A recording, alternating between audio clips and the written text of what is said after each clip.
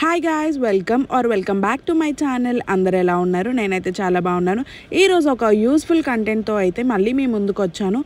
నా ఛానల్ని first time ఎవరైనా చూస్తున్నట్టయితే ఛానల్ని సబ్స్క్రైబ్ చేసుకోవడం మాత్రం మర్చిపోకండి. లేట్ చేయకుండా వీడియోలోకి అయితే వెళ్ళిపోదాము.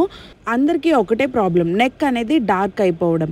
ఇప్పుడు పార్లర్ స్టైల్లో డీ ట్యాన్ ఎలా చేసుకోవాలో ఈ వీడియోలో అయితే చూసేద్దాం. ఫస్ట్ అయితే నేను తీసుకున్న ప్రొడక్ట్స్ లిలియం నుంచి క్లెన్జర్, అలానే స్క్రబ్ తీసుకున్నా.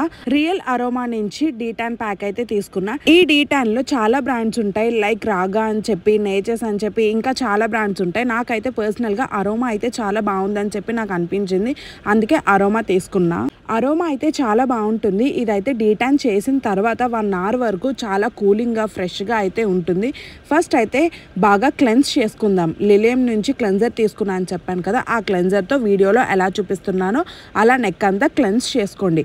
5 to 7 minutes బాగా క్లీన్ చేసుకోండి. గోరువెచ్చని నీళ్ళు కానీ లేకపోతే నార్మల్ వాటర్ కానీ తీసుకోండి. ప్యాక్ క్లీనింగ్ పౌచెస్ అని చెప్పి మీషోలో కానీ ఎక్కడైనా దొరుకుతాయి. ఆ పౌచెస్ అయితే తీసుకొని వీడియోలో ఎలా చూపిస్తున్నానో అలా మొత్తం అంతా క్లీన్ చేసుకోండి. నెక్ అనే కాదు, ఫేస్కి కానీ ఏం చేసుకున్నా ఫస్ట్ అయితే క్లెన్జింగ్ చేసుకోవాలి. క్లెన్జింగ్ ఎందుకంటే మన స్కిన్లో ఉన్న డస్ట్ అంతా క్లీన్ చేస్తుంది. సో స్టెప్ టూ ఏంటంటే స్క్రబ్బింగ్లో సేమ్ నేను లిలియం నుంచి స్క్రబ్ తీసుకున్న, గోల్డెన్ స్క్రబ్ అని చెప్పి. ఇది ఫేస్కి అలానే బాడీకి కూడా వర్క్ అవుతుంది. స్క్రబ్ అంతా మొత్తం నేనైతే అప్లై చేసుకొని స్క్రబ్ చేసుకున్నా.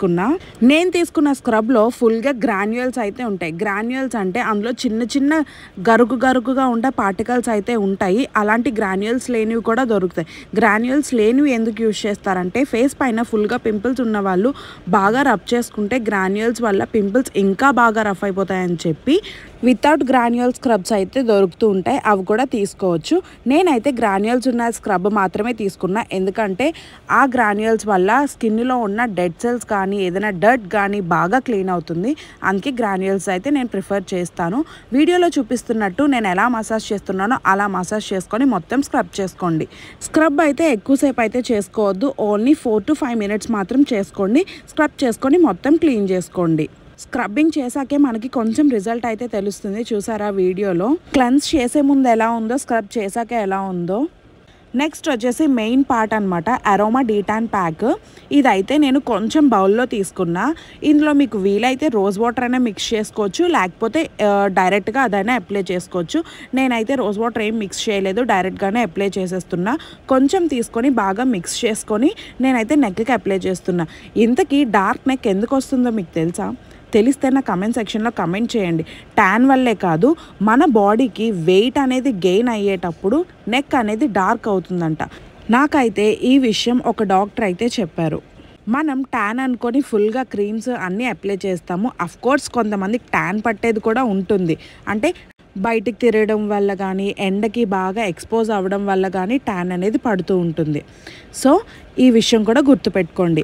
నెక్స్ట్ వచ్చేసి నేను ప్యాక్ అయితే అప్లై చేసుకున్నా. ఈ అరోమా ప్యాక్లో 3 to 4 minutes మాత్రమే ప్యాక్ వేసి ఉంచుకోవాలి, ఎక్కువసేపు అయితే ఉంచుకోకూడదు. నాకు 4 minutes అయితే కంప్లీట్ అయింది.